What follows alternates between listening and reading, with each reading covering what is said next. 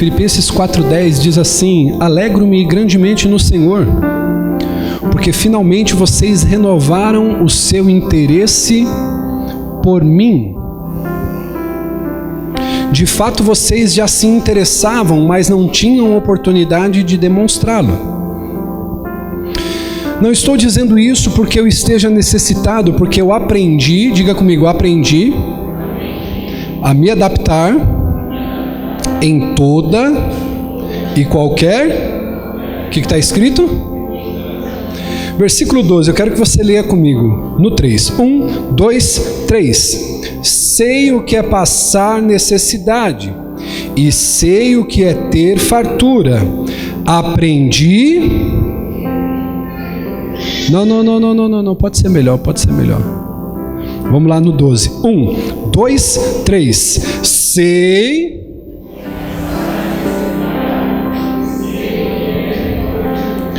Aprendi o segredo de viver contente. Olha o que Paulo diz: seja bem alimentado, seja com fome, tendo muito ou passando necessidade. Aí agora vem o texto que muitos amam deixar com a Bíblia aberta em casa. Tudo posso. Diga uau. Levante sua mão assim. Diga assim: eu posso todas as coisas naquele que me fortalece. Desocupe suas mãos agora, por gentileza, e dê a maior salva de palmas que você puder à palavra de Deus.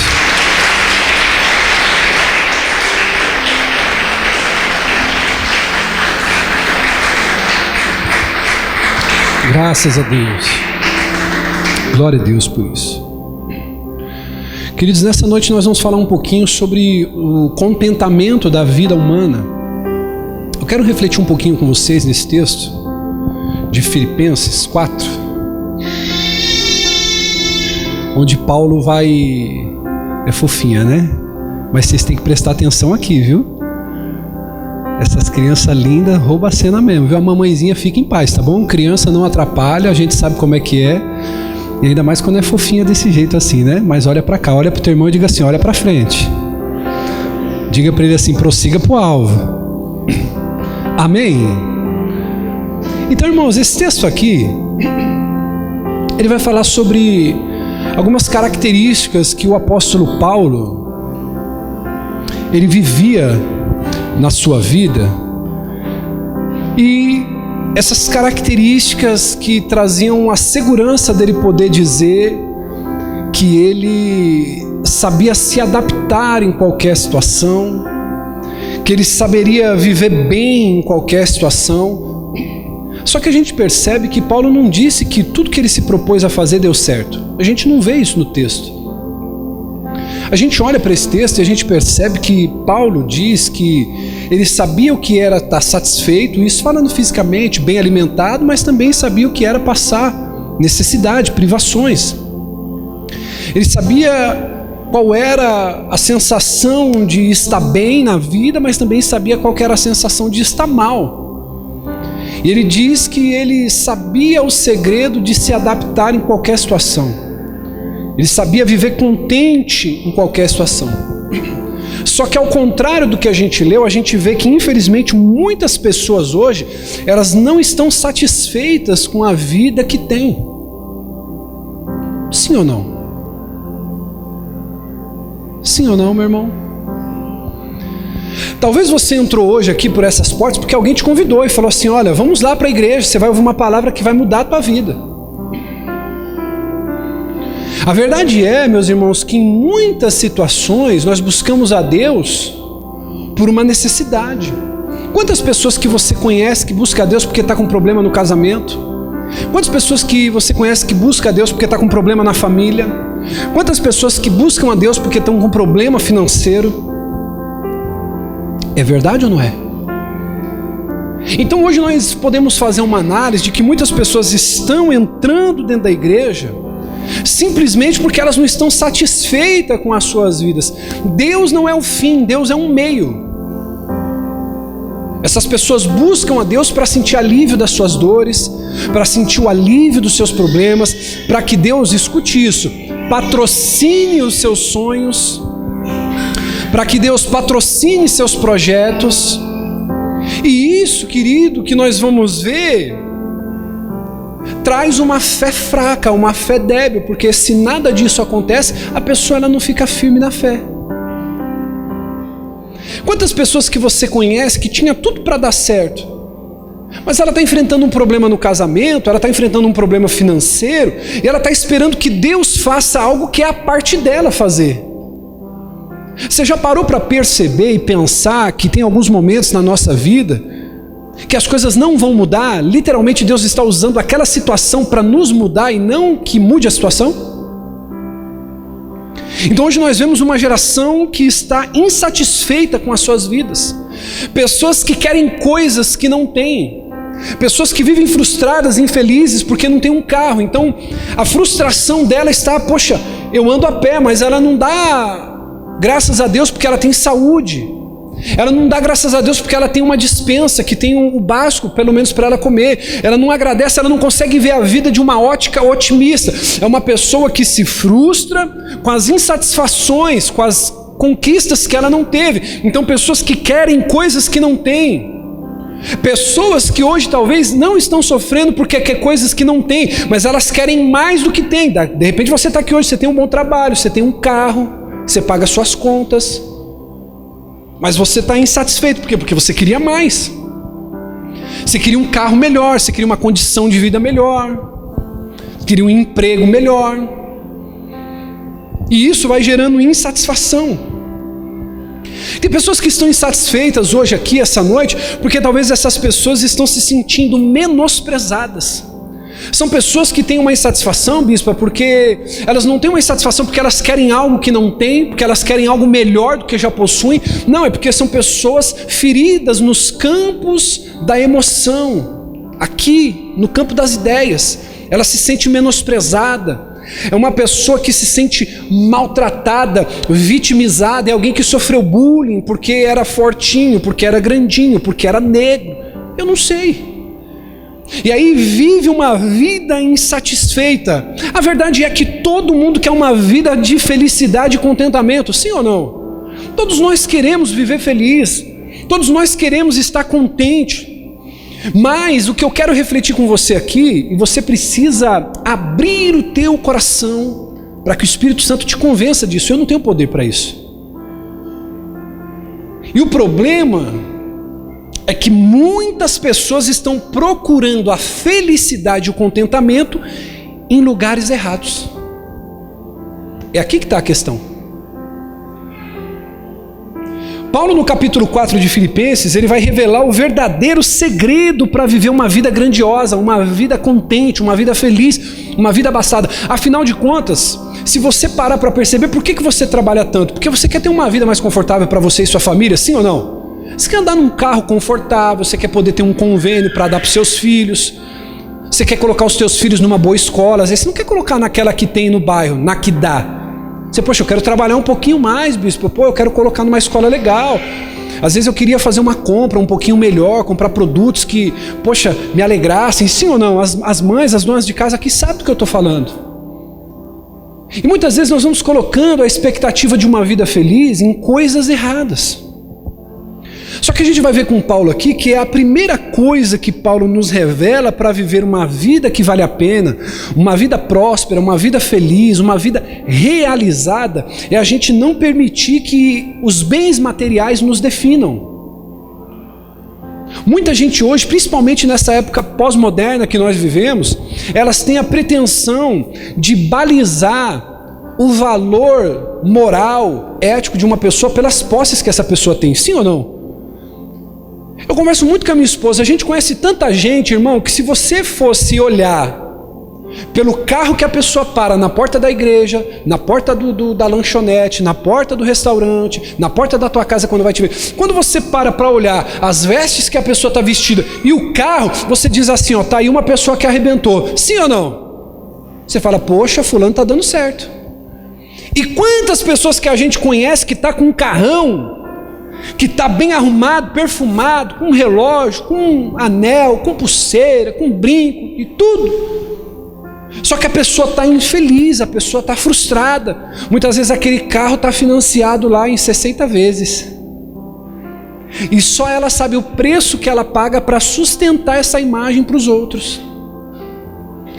Então Paulo vai nos dizer que o primeiro segredo para que a gente possa viver bem, diga comigo, o primeiro segredo para viver bem, diga bem alto e forte, os bens materiais não me definem. Eu gosto muito de usar roupa lisa, irmão. Eu não gosto de fazer propaganda e divulgação para ninguém. Eu tive essa crise quando eu era adolescente. Mas tem pessoas que, se ela não tiver com aquele C da Calvin Klein, ela acha que a camiseta que ela está usando, ela vai ser desmerecida. Se ela não estiver usando aquela sandalinha com M da Melissa, original, com aquela bordinha de ferro, ela vai se sentir inferior. Sim ou não, irmão? Você conhece alguém assim? A pessoa ela sente que ela não está sendo respeitada, valorizada. Olha o que Jesus vai dizer em Lucas capítulo 12. Jesus ele conta uma parábola de um homem rico e tolo que derrubou os seus celeiros para construir um celeiro maior. Aquele homem louco a que Jesus se refere, tolo, aquele homem Jesus chama de tolo porque aquele homem ele vivia do momento.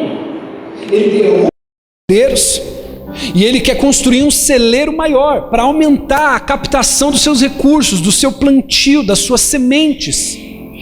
E a gente vê aqui um homem que definiu sua vida pelas posses, nesse caso, os grandes celeiros. A gente vê que esse homem definiu a sua vida pelo hoje, pelo agora, por aquilo que é passageiro. Jesus chamou esse homem de tolo e depois ele mostrou a razão. Abre para mim, filho, no versículo 15 do capítulo 12. Capítulo 12, versículo 15. Jesus chamou ele de tolo, mas depois Jesus explica a razão por que esse homem é tolo. E aqui no texto nós vamos ver, então lhe disse, cuidado, fiquem de sobreaviso contra todo tipo de ganância. A vida de um homem não consiste...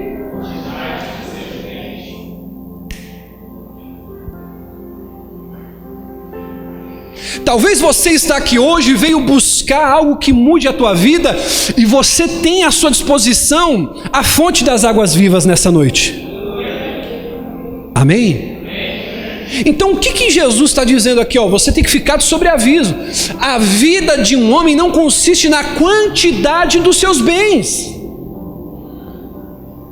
E muita gente está vivendo insatisfeita, bispa, porque ela não tem o que ela queria, o que ela desejaria. E ela pensa na mentalidade pequena dela, desculpa a expressão chula que eu vou usar agora, na mentalidade medíocre dela, que a felicidade dela só vai acontecer quando ela comprar um carro, quando ela entrar na faculdade, quando ela perder peso. Ela usa calça 42, 44, 46, ela pensa que ela só vai ser feliz quando ela entrar na calça 36, na calça 38, quando ela tiver as posses. E aqui Jesus dá a razão porque que ele chama aquele homem de louco, porque aquele homem não se preparou para a eternidade. Eu quero te fazer uma pergunta: será que você tem preparado para a eternidade? Você tem construído para a eternidade? Aqui nós temos vários irmãos aqui que reforma, que faz obra, pastor Fábio, Lucas, Kleber, Rafael, homens que trabalham com as mãos, mulheres que trabalham com as mãos, mas a pergunta é, o quanto que nós temos construído para a eternidade? Jesus chama de tolo e explica por quê? Porque aquele homem ele estava pautando a sua vida na quantidade de bens que ele acumularia. Aí você entende por que dia após dia o diabo quer tirar você da comunhão, o diabo quer tirar você de dentro da igreja. Ele quer te cegar, te fazendo entender que o seu trabalho é mais importante que está aqui dentro. Ele quer te cegar, te fazendo entender que qualquer coisa é mais importante do que você está aqui dentro. Não, bispo, eu preciso cuidar da minha família. Amém, você precisa cuidar da tua família, mas Deus vem em primeiro lugar. E Deus vindo em primeiro lugar, a obra dele consequentemente vem também junto. Então quando nós olhamos para esse homem, a gente vê a característica de um tolo, porque ele estava pautando a vida dele em coisas passageiras. A Bíblia não ensina que é errado a gente ter coisas, ou mesmo querer ter coisas boas. Não é essa a questão. Quem está me entendendo aqui, diga amém. Não é errado, irmão, eu gosto de coisa boa, você tem que gostar de coisa boa, sim. Mas a Bíblia nos ensina as armadilhas perigosas que muitas pessoas caem de cruzar a linha do possuir as coisas boas,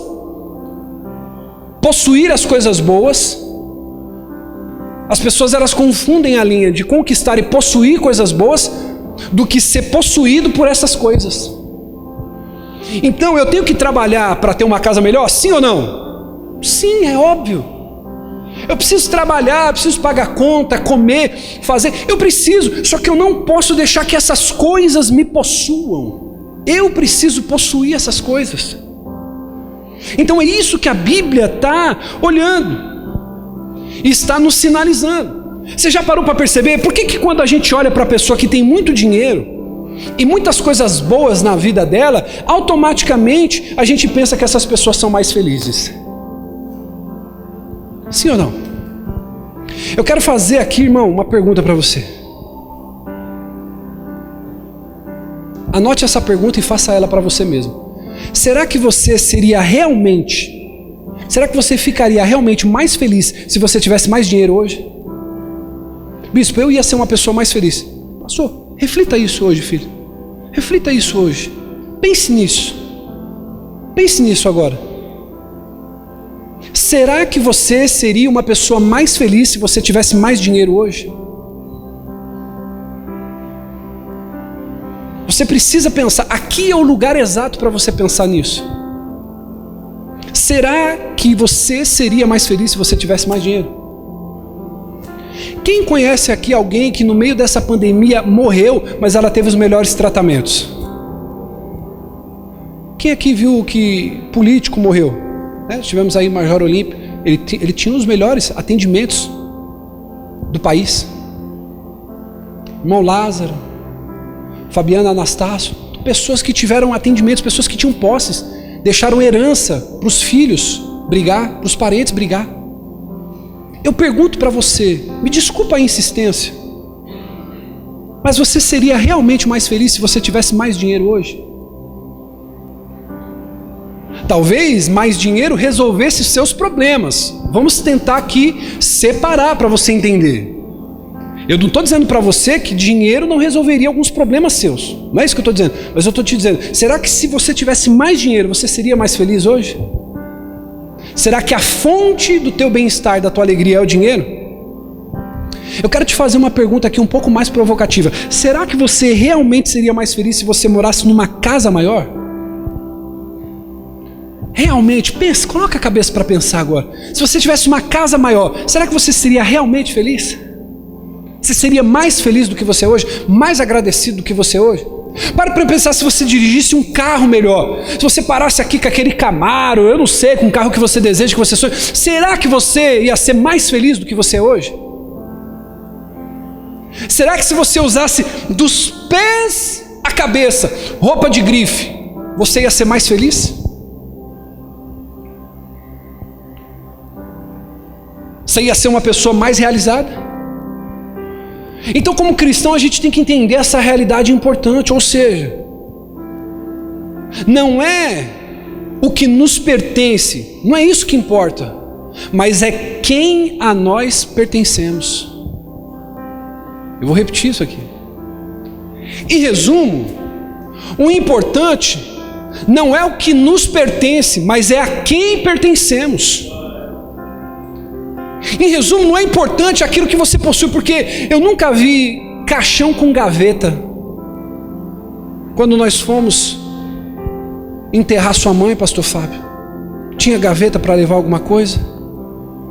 Ela pôde levar algum bem pessoal? Aquele sapato que ela gostava? Aquele brinco que ela tanto tinha zelo, ela pôde levar? Não tinha gaveta. Você não vai poder levar no dia que você for enterrado o seu dinheiro. Você não vai poder levar a tua casa. Você não vai poder levar os seus bens. Mal e vão pôr uma roupa que você de repente nem gosta. Sim ou não? Mas o homem, ele vive uma vida em torno daquilo que é passageiro, que ele nunca vai poder levar para a eternidade.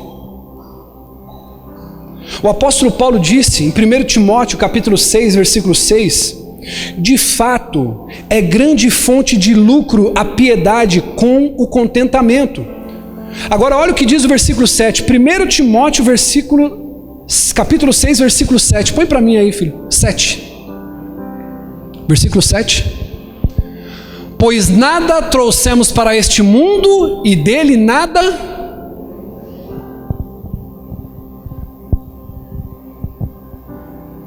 eu não trouxe nada. Desculpa a expressão aqui, posso usar uma expressão chula aqui? Sim ou não? Você me permite isso? Quando nós nascemos, nós viemos peladinhos.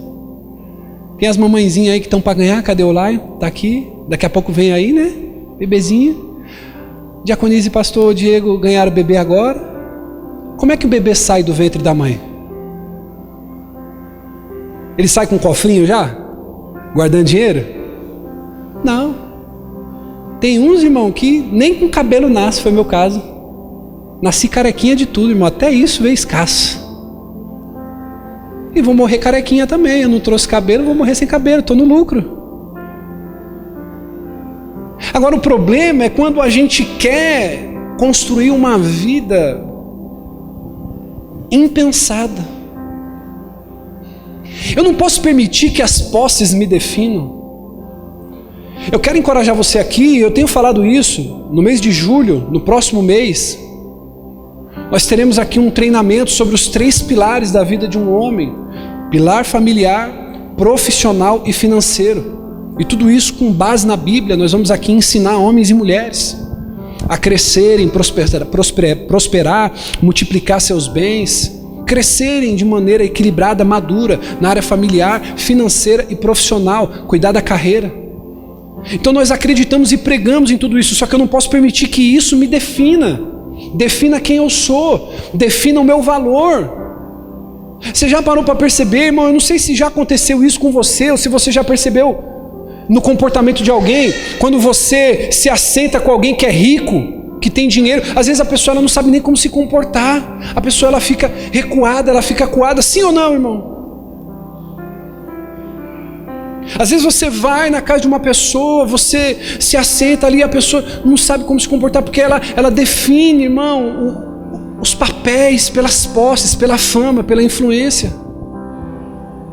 E nós vamos medindo o nosso nível de felicidade por essas coisas, posses financeiras. Poxa, não, quando eu tiver um carro eu ando a pé, quando eu tiver um carro eu vou ser feliz. Aí, eu conto ou vocês contam, vocês que têm carro aí, irmão?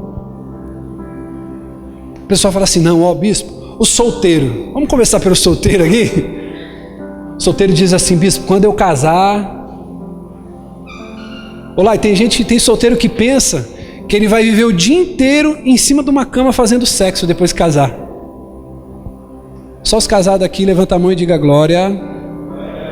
Olha o ânimo dos casados, só para você sentir. Oh meu Deus, cuida dos casados aqui essa noite. Aí o camarada tá solteiro, ô Lucas. Aí ele fala assim, bispão, meu problema é que eu tô solteiro. Eu preciso, bispo, é trocar de óleo regularmente. O camarada pensa isso. Aí o inocente casa e dizem, posso falar isso aqui? Que casamento é igual piscina fria. Quem está dentro diz assim, pode entrar que está quentinho. Já ouviu dizer isso? A pessoa está na piscina geladinha aqui, aí você fala assim, pô, e aí, como é que está a água? A pessoa fala, não, pô, pode entrar, está quente. E quando a pessoa entra numa fria. Agora a pessoa pensa assim, não, bispo, depois que eu casar eu vou ser feliz. E a pessoa vê que ela só vai ter mais pro... Sim ou não? A pessoa fala assim, bispo, eu só estou vivendo dessa maneira infeliz porque eu não tenho um carro para poder desfrutar com a família. Aí a pessoa vai fazer lá, ela vai trabalhar, vai comprar um carro e ela vai ver que ela tem que pagar IPVA. O que mais que ela tem que pagar depois que tem um carro? Tem que comprar pneu, tem que trocar óleo, tem que fazer manutenção, quebra peça. Sim ou não? Tem que pagar seguro. A pessoa fala assim, bispo, não, eu só vou ser uma pessoa feliz quando eu tiver minha própria casa. Eu procuro dizer e ensinar isso aqui para os casais, que a gente não pode permitir que a felicidade seja algo que a gente conquiste de maneira palpável, só quando a gente puder tocar em algo. Então é uma pretensão absurda, olhe para mim, redobre sua atenção. É uma pretensão absurda eu deixar a felicidade lá para frente por causa de alguma coisa que eu ainda não conquistei. Pensa nisso. Você precisa ser feliz e contente com o que você tem agora. Você precisa aprender o que Paulo disse, o segredo do contentamento. Eu sei estar feliz e agradecido quando eu não tenho dentro de casa a compra que eu quero para o mês. Mas eu também sei ser feliz e agradecido quando eu estou arrebentando, quando eu estou comprando. Eu posso todas as coisas naquele que me fortalece. O segredo do meu contentamento não está no que eu posso conquistar, não está no que eu posso obter, mas está na fonte que é Deus. Está na fonte que é Deus. Então eu não posso permitir que as minhas posses me definam. Ei, você tem motivos para ser feliz. Talvez você não tenha um carro, não está num bom trabalho que você desejaria, mas se você analisar, você tem motivos para ser feliz, sim ou não? Motivos para ser feliz. Irmão, quando meu pai perdeu a mulher dele, tem mais ou menos um mês, faz um mês e alguns dias que meu pai perdeu a mulher dele. Não é a minha mãe, meu pai se separou quando eu tinha mais ou menos uns 14 anos, e aí ele conheceu uma outra mulher e passou a vida inteira com ela. A mulher da vida dele não foi minha mãe, ele conheceu minha mãe só para ter os filhos. Depois separou, foi viver com essa mulher, viveu com ela muitos anos, e ela se foi, partiu por Covid. O Covid levou ela. E meu pai aposentado, ela aposentado, eles têm uma boa casa em Águas de São Pedro, uma cidade maravilhosa, com um clima gostoso, uma casa que eles terminaram de reformar, gastaram mais de 50 mil reais só em reforma para deixar do jeito que eles queriam. Ela colocou uma lavadora de louça, a gente foi lá visitar ela em janeiro agora, na virada do ano. Na primeira semana de janeiro fomos visitar meu pai. Ele comprou uma lavadora de louça da Brastemp. Irmão, quando minha esposa viu aquilo, eu falei assim, ai meu Deus, os homens aqui que é casado sabem. As mulheres se juntam no quarto lá para conversar e daqui a pouco ela vai mostrar lá a penteadeira, vai mostrar não sei o quê. Aí a mulher volta falando assim, volta falando o quê? Tá vendo? Nós precisávamos comprar um negócio desse lá para casa. E aí a mulher do meu pai mostrou uma lavadora de lavar louça da Brastemp, que você coloca tudo sujo, o negócio sai limpo, sequinho, quentinho, tudo. E eu falei, hein? Pra que um negócio desse? Tem um marido forte com os braços para arear a panela lá, você quer um negócio desse? Quase R$3.500, irmão. Aí ele fez um forno a lenha, deixou a casa toda bonita. E aí a esposa pegou o Covid-19, com 5 dias foi internada, e no 11º dia ela veio a óbito. Ele falou para mim assim, filho, tudo isso que tem aqui dentro hoje perdeu o sentido porque eu não tenho alguém para desfrutar. Confesso para vocês que eu engoli seco aquilo. Talvez você está aqui hoje e o que você precisa é, mesmo com aquela mesa quebrada, aprender a desfrutar da companhia do teu marido, da tua esposa naquela mesa. Bispo, eu não tenho mesa em casa, então aprenda a desfrutar do teu marido, da tua esposa naquele sofá. Seja grato com o que você tem, porque quando chegar o que é melhor, você não vai esquecer de onde Deus te tirou. Você não vai se esquecer de onde você veio. Essas coisas perdem o sentido, irmão. Então eu não posso pautar minha vida nos bens materiais, diga, os bens materiais. O segundo segredo de Paulo, primeiro, eu não posso permitir que os bens materiais pautem quem eu sou. Você é muito além do que você possui. Lembra quando você conheceu teu marido, tua esposa? Lembra, Dani? Lembra, filho, quando você conheceu o Daniel? Eu pude acompanhar a história de vocês desde o namoro. Quanta dificuldade, não foi, filho? Quando vocês começaram a namorar, era muita gente torcendo a favor, não era? Era muita gente apoiando vocês, não era? Era uma multidão, né, apoiando, vai dar certo, vai dar certo. Não foi, né? Foi pelo contrário. Talvez ali tinha poucas pessoas que apoiavam. Eu estava no meio lá. E hoje eles estão casados aqui com um casal de gêmeas lindo. Mas deixa eu dizer uma coisa para você. Coloca na tua mente agora, quando você conheceu tua esposa, teu marido. Vocês não tinham nada. Mas o que moveu vocês a se unirem, a estarem juntos? Foi os sonhos. Foram os projetos a longo prazo. Vocês não tinham nada, mas o que vocês tinham? Vocês tinham um desejo pelo que poderia acontecer. E quantas pessoas não desfrutam hoje pelo que não tem agora? Então a segunda coisa que eu quero dizer para você, não permita que a circunstância te limite. Para você viver contente, você não pode deixar a circunstância limitar você. Tem pessoas que são limitadas pela circunstância. Bispo, o que o senhor quer dizer com isso? Vamos lá. Se na Bíblia tem alguém familiarizado com circunstância difícil, quem é essa pessoa? Para mim, depois de Jesus, é o apóstolo Paulo. A Bíblia diz que Jesus era um homem de dores, que padeceu dores. Em Isaías 53 diz que nós não víamos nele alguma beleza que nos atraísse. Agora, depois de Jesus, um homem familiarizado com circunstância difícil era Paulo. Abre para mim, filhos, 2 Coríntios capítulo 11, 23. Eu quero falar para você de um homem, diga comigo, um homem familiarizado com circunstâncias difíceis. O que nós vamos ler agora aqui é de um homem que falou que aprendeu o segredo de estar bem em toda e em qualquer situação. Paulo diz em 2 Coríntios capítulo 11, uma lista de situações difíceis que ele havia suportado enquanto pregava o Evangelho. Olhe no telão aqui, por gentileza. São eles servos de Cristo? Estou fora de mim para falar desta forma. Eu ainda trabalhei muito mais, fui encarcerado várias vezes, fui açoitado severamente, muito mais, e exposto à morte repetidas vezes. 5 vezes recebi dos judeus 39 açoites, 3 vezes fui golpeado com varas, 1 vez apedrejado, 3 vezes sofri naufrágio, passei uma noite e um dia exposto à fúria do mar. Versículo 26, estive continuamente viajando de uma parte para outra, enfrentei perigo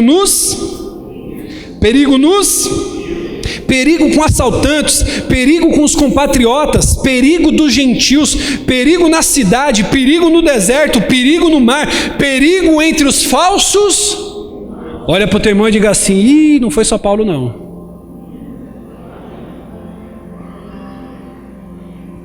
– 27, trabalhei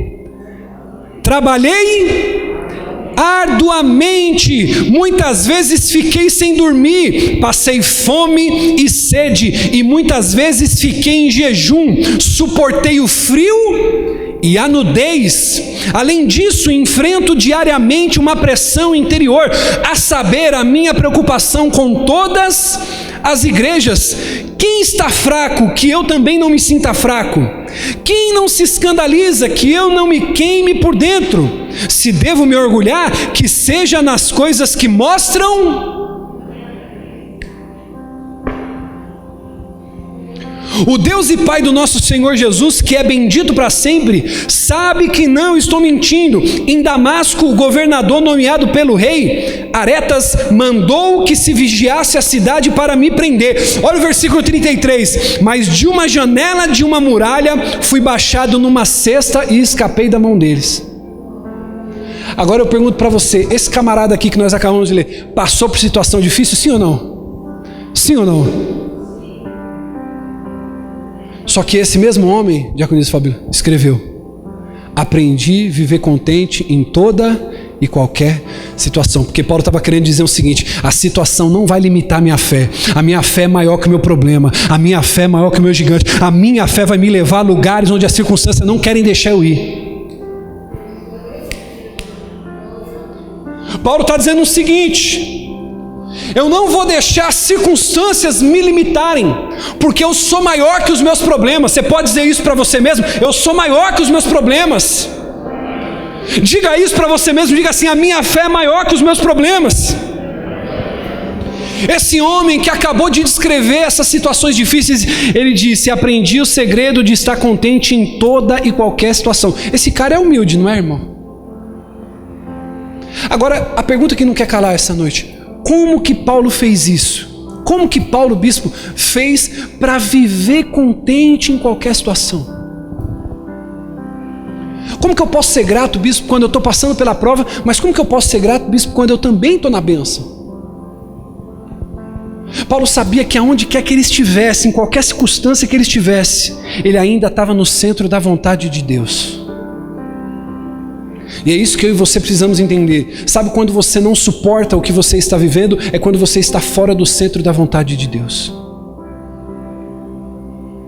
As coisas começam a pesar demais para você e você começa a praguejar. Essa desgraça dessa vida, essa miséria dessa vida, essa desgraça desse carro, esse miserável desse meu filho. Você começa a murmurar quando você está longe do centro da vontade de Deus. Paulo acreditava que se ele estivesse na prisão, mesmo assim ele seria um homem livre, porque ele estava na prisão, mas no centro da vontade de Deus. Ele estava na vontade de Deus. Paulo, ele tinha uma mentalidade: se eu tivesse com comida, eu estou no centro da vontade de Deus. Se eu tiver sem comida, eu estou com Deus. Se eu tiver com comida, eu estou no centro da vontade de Deus. Paulo, ele tinha uma mentalidade que ele estava dizendo o seguinte: se eu estiver nu, eu estou na vontade de Deus, mas se eu estiver vestido, eu também estou na vontade de Deus. Paulo entendeu uma verdade, diga comigo, uma importante verdade.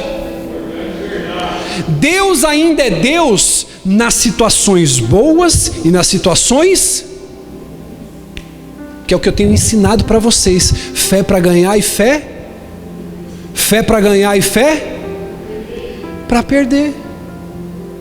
Por que você vê muita gente frustrada nas igrejas aí que queima o filme de Jesus?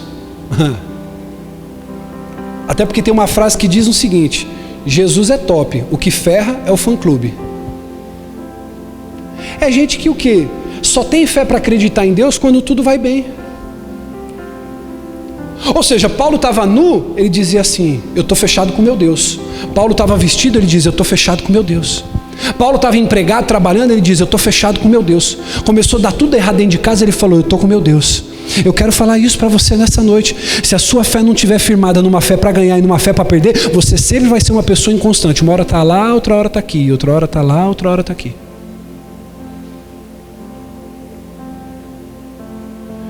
Deus é Deus independente da situação que eu estou vivendo. Ou seja, o contentamento de Paulo não se baseava nas circunstâncias. Porque tem muita gente que mede a bondade de Deus na vida dela. Preste atenção em mim agora. Tem pessoa que mede a bondade de Deus na vida dela pelo tanto que Deus a abençoa. Sim ou não? Ou seja, então se eu estou passando por prova, essa teologia da prosperidade ensina o seguinte: se você não está arrebentando é porque você não tem fé. Sim ou não? Essa teologia da prosperidade, ela ensina que se você não está por cima, você está por baixo, é porque você não tem fé, porque Deus não é contigo, é porque alguma coisa está errada. Agora eu te pergunto assim: o que aconteceu com Paulo então? Paulo não tinha fé para passar por nudez, por açoite, por espancamento, por apedrejamento? Deixa eu perguntar uma coisa: será que Paulo hoje seria um pregador internacional? Então eu não posso pautar. Você precisa entender isso nessa noite, no nome de Jesus. A sua vida hoje glorifica a Deus não pelas coisas que você tem para mostrar para o mundo, mas é pela tua vida de fidelidade a Deus.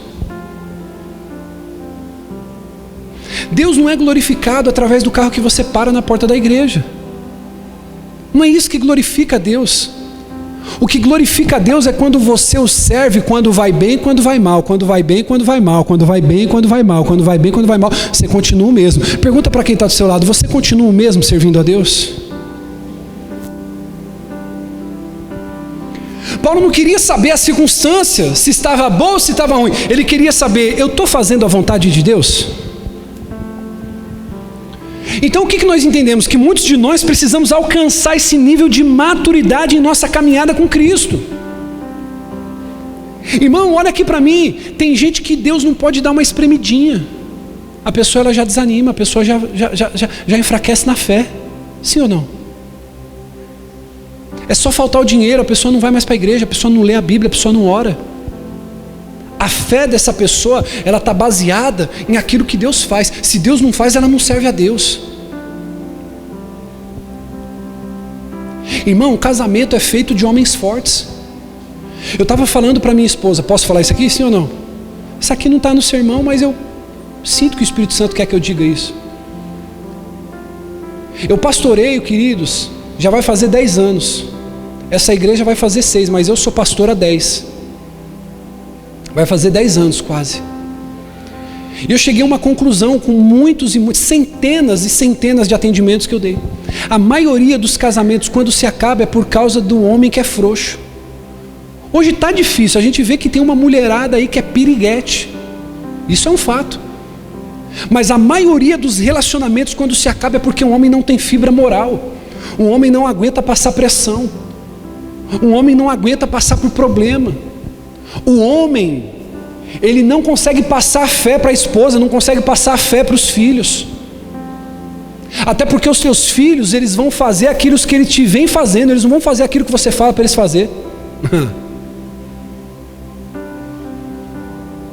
Tem pai que fala assim: eu vou trabalhar igual um jumento se preciso for, mas o meu filho não vai passar o que eu passo. Sim ou não? Seu filho vai aprender a trabalhar com carteira assinada pro resto da vida. Ele nunca vai mudar porque teu filho não vê você lendo nem o horóscopo em casa, nem o jornal. Como que teu filho vai ter prazer em estudar se ele não vê os pais fazer? Como que a tua esposa vai ser uma mulher de Deus se ela não ora em você, um homem de fé?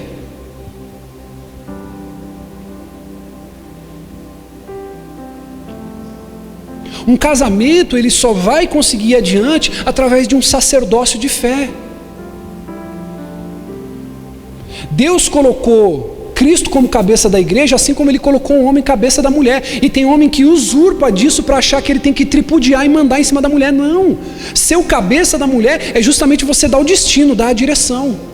É a tua mulher te olhar com admiração e ela falar assim: cara, eu vou seguir esse homem, porque onde esse homem for, onde ele colocar a mão, ele vai arrebentar, porque Deus é com ele.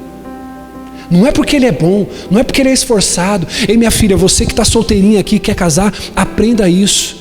Esse homem pode ser trabalhador como for, esse homem pode ser esforçado como for, mas se esse cara não for um homem fiel a Deus, ele não vai ser fiel a você. Se esse homem não for um homem fiel a Deus, ele não vai ser fiel a você. Se esse homem não tiver integridade com Deus, ele não vai ter integridade em nada mais que ele fizer.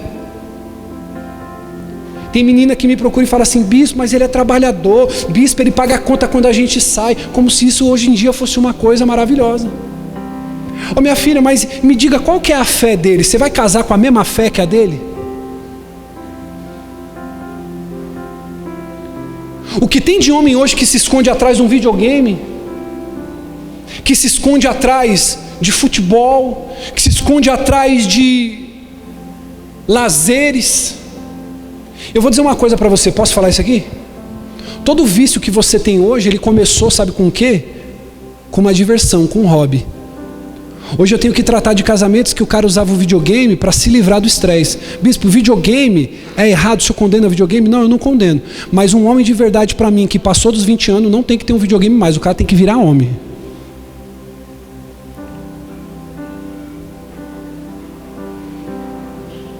Olha para o teu irmão e diga assim: bem-vindo.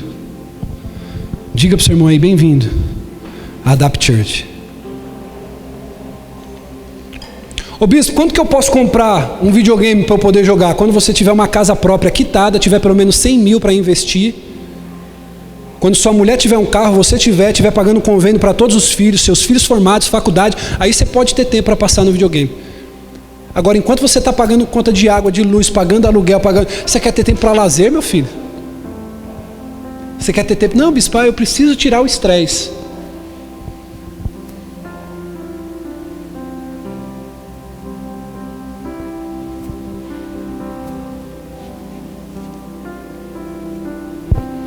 Quantos de nós baseia a nossa felicidade, o nosso contentamento das nossas vidas, Kleber, na circunstância? Tem gente que diz assim: eu acho que eu nunca vou ser feliz até eu perder peso. A pessoa não se aceita do jeito que é. Aí você já parou para perceber? Ela sempre está comendo aquele almoço com condenação, com culpa. Ela sempre está fazendo com aquele peso, com aquela condenação. A pessoa pensa assim: eu nunca vou ser feliz até que eu pague todas as minhas dívidas. Tem gente que as dívidas tiram a paz dessa pessoa. Irmão, eu sei o que é estar endividado. Eu passei muito tempo da minha vida como empresário endividado. Mas eu preciso aprender a ter o meu momento de lazer, de felicidade, de contentamento, mesmo com a dívida. Quantas pessoas que estão aqui, irmão, elas dizem assim: eu nunca vou conseguir ser feliz até mudar de emprego. E aí a vida é um inferno, a vida dentro de casa é um inferno, com os amigos é um inferno. Ela vira aquela pessoa que parece que ela carrega uma nuvem negra. Quem conhece alguém assim, irmão? Você conhece alguém assim? Aquela pessoa que parece uma nuvem negra. Nada parece para ela que vai ficar bem até mudar uma situação. Ou seja, ela deixa a situação conduzir a felicidade dela. Ela não é feliz. Ela não sabe fazer um momento feliz com o que ela tem. Tem pessoa que parece que nunca vai ser feliz até mudar para uma casa maior. Não, eu estou aqui nesses 2 cômodos, eu estou aqui nesse 1 cômodo. Irmão, tem gente que não tem onde morar, tem gente que tem uma casa boa, mas não tem ninguém para poder namorar, para casar. Tem pessoas que estão vivendo situações tão adversas e a gente olha e parece que nunca vai ser feliz. Tem gente que diz assim, não, eu nunca vou conseguir aproveitar até eu aposentar. Enquanto essa aposentadoria não vier, eu não vou conseguir. Tem pessoa que fica colocando na mente assim, bispo, eu nunca vou conseguir me realizar e ser feliz até eu fazer as férias do meu sonho. Irmão, eu conheço a minha esposa já fazem 12 anos. A gente nunca conseguiu tirar nossas férias. A minha esposa é muito responsável, eu muito responsável também. Ela não consegue tirar tempo para viajar. Quando ela consegue férias, não bate com a minha agenda. Quando eu consigo, não bate com a dela. E a gente muitas vezes, irmão, se delicia numa mesa que a gente monta dentro de casa para comer um café com pão, queijo, rir das besteiras dos nossos filhos. Hoje nós recebemos visita, o filho dela foi lá almoçar na nossa casa. Quem conhece o filho da bispa aqui? Quem sabe quem é o filho da bispa? Foi lá hoje, levou os 2 netos, irmão. Meus netinhos estavam lá, eita glória. Um bebezinho de 1 ano e meio e um outro de 7. Pensa no menino, irmão. Líder da quadrilha lá da escolinha, da saranda. A casa estava toda virada. Como é que estava a casa? Como estava a casa? Virada.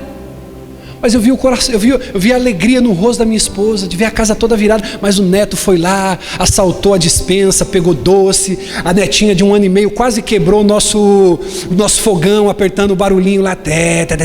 Não tem esse fogão elétrico, né, que faz barulhinho para acender? Quase foi embora, irmão, quase quebrou. Mas estava feliz. Disse, a gente não precisou fazer um grande cruzeiro. A gente comeu ali um frango assado desses de padaria, uma maionezinha, um arroz branquinho e um suco. E às vezes a gente está limitando a nossa felicidade por coisas que ainda não vieram. Então eu preciso aprender. Se eu colocar minha felicidade em espera até que as coisas estejam do jeito que eu quero, eu nunca vou ser feliz. Olha para quem está do seu lado, abençoa a vida dessa pessoa e diga assim, seja feliz agora. Não espere ficar do jeito que você quer, porque talvez demore muito. Diga para ela assim, seja feliz hoje, seja grato hoje. Você perdeu a chance de aplaudir a Deus por isso, irmão.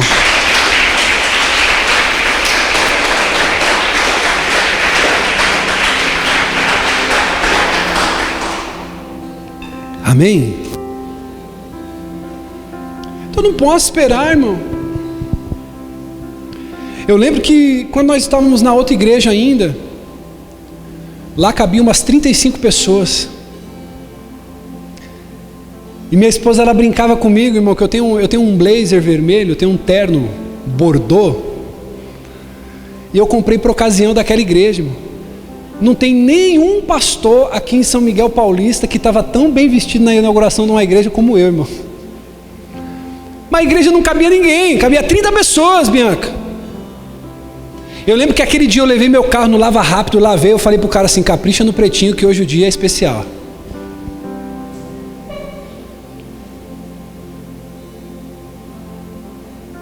Se eu for esperar, irmão, para celebrar e ser feliz quando eu virar o pastor das multidões, aonde que vai estar o gosto das pequenas vitórias? Sabe o que eu quero dizer para você hoje? Sabe do que é noite hoje? De você que é casado, ter uma noite agradável com a tua esposa. Saia daqui, bis, mas a coisa está difícil. Você já fez cada loucura quando você estava... eu vou ter que falar isso aqui para uns homens frouxos. Posso falar isso aqui? Tem uns cabra frouxo, irmão, que pedia dinheiro emprestado para ir para a porta de balada, pagar o uísque, R$150 na festa. Aí o cara depois que casa vira um frouxo, não tem coragem de levar a mulher para comer um McDonald's porque está sem dinheiro. Passa no cartão, meu filho, dá um jeito. Se adianta, mas seja feliz. Vai lá comer uma casquinha, o shopping liberou, abriu de novo. Vai lá comer a casquinha, R$2, uma casquinha do Mac. Senta lá na praça de alimentação, agarra na mão daquela mulher, dá um beijo na boca da tua gata e fala assim, ó, você é a mulher mais top desse mundo, eu te amo. Leva os teus filhos, irmão. Aproveite, não espere para ser feliz quando algo se concretizar. Seja hoje, seja grato hoje. Qual é a diferença, irmão, de você comer uma casquinha lá nas ilhas do Caribe e comer uma casquinha que seja no sofá da tua casa, mas com gratidão a Deus? Diga: ainda não chegou, mas eu sou grato pelo que eu tenho hoje. Amém?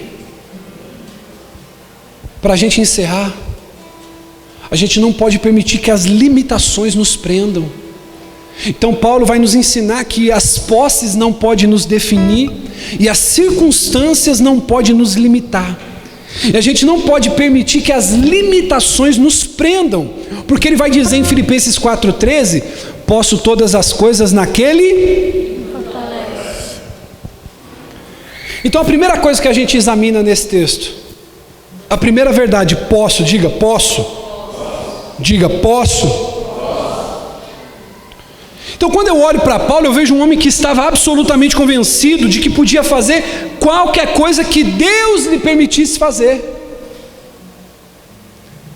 A mentalidade de Paulo era a seguinte: se Deus estiver comigo, eu vou arrebentar, eu vou fazer. Eu vou fazer. Agora tem pessoas que não vivem isso, por quê? Porque elas não, a palavra não posso não estava no vocabulário de Paulo. Não tinha uma coisa que ele olhasse e dissesse assim: não, isso aqui eu não posso fazer. Então ele diz: eu posso. A gente vive muitas vezes com uma mentalidade: não, eu não posso, não dá. Você tem que parar de tentar. Olhe para 2 ou 3 pessoas e diga assim: você tem que parar de tentar. Diga para mais uma aí: você tem que parar de tentar, tem que parar de tentar, tem que parar de tentar. Agora aponta o dedo para ela e diga assim: você tem que começar a fazer, realizar, porque você pode em Deus, você pode em Deus, você pode em Deus. Quantos de nós estamos permitindo que as nossas fragilidades nos limitem, nos amarrem? Paulo disse assim: eu posso. Diga: eu posso. Pode ser melhor: diga: eu posso. Aí a segunda coisa que ele diz: eu posso todas as coisas. Paulo não diz assim: eu posso fazer algumas coisas. Paulo não diz assim: eu posso fazer certas coisas. Não, Paulo diz: eu posso todas as coisas. Diga comigo: todas as coisas. E essa verdade se aplica a mim e a você também nessa noite. Amém? Você pode fazer aquilo que esteja dentro da vontade de Deus. Irmão, deixa eu dizer uma coisa para você: Deus é o maior patrocinador da família.